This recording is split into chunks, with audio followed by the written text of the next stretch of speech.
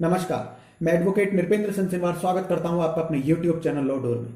आज इस वीडियो में मैं आपको बताने जा रहा हूं सीआरपीसी की धारा 144 के महत्वपूर्ण प्रावधानों के बारे में। आपने आए दिन खबरों में सुना होगा कि यदि किसी क्षेत्र या फिर स्थान पर लूटपाट, दंगे, हिंसा की घटनाएं बढ़ जाती हैं, तब उस क्षेत्र में राज्य सरकार के द्वारा संबंधित अधिकारियों के द्वारा सीआरपीसी की धारा 144 के प्रावधान लागू कर दिए जाते हैं। या फिर आज के समय में जबकि कोविड-19 का दौर चल रहा है, तब किसी संबंधित राज्य में यदि कोविड-19 के केसेस बढ़ जाते हैं, तब उस दौरान भी राज्य सरकार के द्वारा संबंधित अधिकारियों के माध्यम से धारा 144 के प्रावधान लागू कर दिए जाते हैं। आखिर क्या है सीआरपीसी की धारा 144 के महत्वपूर्ण प्रावधान, यह किसके द्वारा लगाई जाती है, कितने समय के लिए लगाई जाती है तथा इस धारा के उल्लंघन पर कितनी सजा मिलती है, इसी के बारे में मैं आज आपको इस वीडियो में जानकारी दूंगा। तो आगे बढ़ते हैं और जानते हैं सीआरपीसी की धारा 144 के महत्वपूर्ण प्रावधानों के बारे में। धारा 144 के बारे में विस्तार से जानने के लिए इसे चरणबद्ध तरीके से समझना आवश्यक है, जिसमें कि हम जानेंगे कि सीआरपीसी की धारा 144 क्या है, सीआरपीसी की धारा 144 को कब और कितने समय के लिए लगाया जाता है, सीआरपीसी की धारा 144 को लगाने के लिए कौन अधिकृत होता है अथवा यह किसके द्वारा लगाई जाती है, तथा सीआरपीसी की धारा 144 का उल्लंघन करने पर सजा के क्या प्रावधान होते हैं।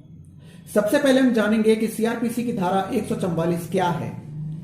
धारा 144 किसी भी इलाके में शांति व्यवस्था बनाए रखने के लिए लगाई जाती है तथा कुछ विशेष परिस्थितियों जैसे कि दंगा, लूटपाट, हिंसा, मारपीट आदि के उत्पन्न होने पर तथा इन पर नियंत्रण पाने के लिए इस धारा को लागू किया जाता है।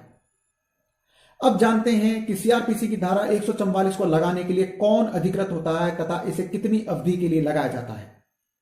धारा 144 को आपातकालीन स्थिति के होने पर कार्यकारी मजिस्ट्रेट को इसे लागू करने के अधिकार दिए गए हैं। इस धारा को लागू करने के लिए जिला मजिस्ट्रेट या जिला अधिकारी द्वारा एक नोटिफिकेशन जारी किया जाता है, जिसके बाद जहां भी स्थिति बिगड़ी हुई है उस तनावग्रस्त इलाके में इस धारा को लागू कर दिया जाता है। जब भी यह धारा लागू की जाती है तो यह शुरुआती दौर पर 2 महीने के लिए लागू होती है और वैध होती है तथा राज्य सरकार द्वारा इसे 2 महीने से अधिकतम 6 महीने के लिए बढ़ाया जा सकता है। यानी कि यदि स्थिति ज्यादा तनावपूर्ण है और हिंसा, लूट या दंगे की स्थिति पर जल्दी काबू पाया जाना संभव नहीं है तो इसे 6 महीने तक भी बढ़ाया जा सकता है। अगर स्थिति पहले सामान्य हो जाती है तो इस धारा को किसी भी समय वापस भी लिया जा सकता है। अब जानेंगे कि सीआरपीसी की धारा 144 के लागू होने के बाद में इसके क्या प्रभाव होते हैं, उनके बारे में। धारा 144 के लागू होने के बाद में उस स्थान, क्षेत्र या इलाके में जहां पर कि यह धारा लागू हुई है, उस स्थान या इलाके में 5 या उससे ज्यादा व्यक्ति एक साथ इकट्ठे नहीं हो सकते हैं और उस क्षेत्र या इलाके में हथियारों के लाने अथवा ले जाने पर भी रोक रहती है।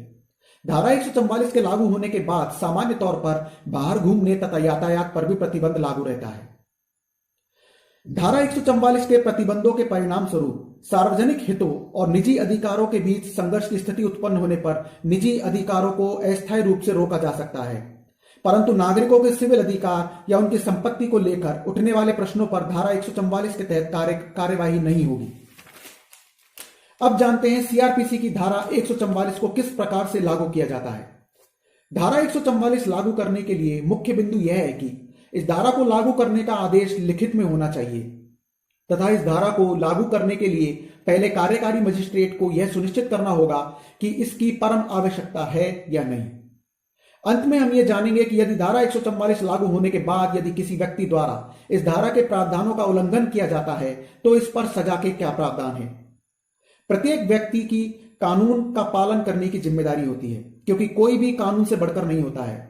इस धारा के लागू होने के बाद में इलाके में पुनः शांति व्यवस्था बहाल करने हेतु सारे अधिकार इलाके के मजिस्ट्रेट के पास होते हैं तथा इस धारा 144 के लागू होने के बाद में इसका उल्लंघन करने वाले व्यक्तियों को 3 साल तक सजा या जुर्माने या फिर दोनों से ही दंडित किया जा सकता है।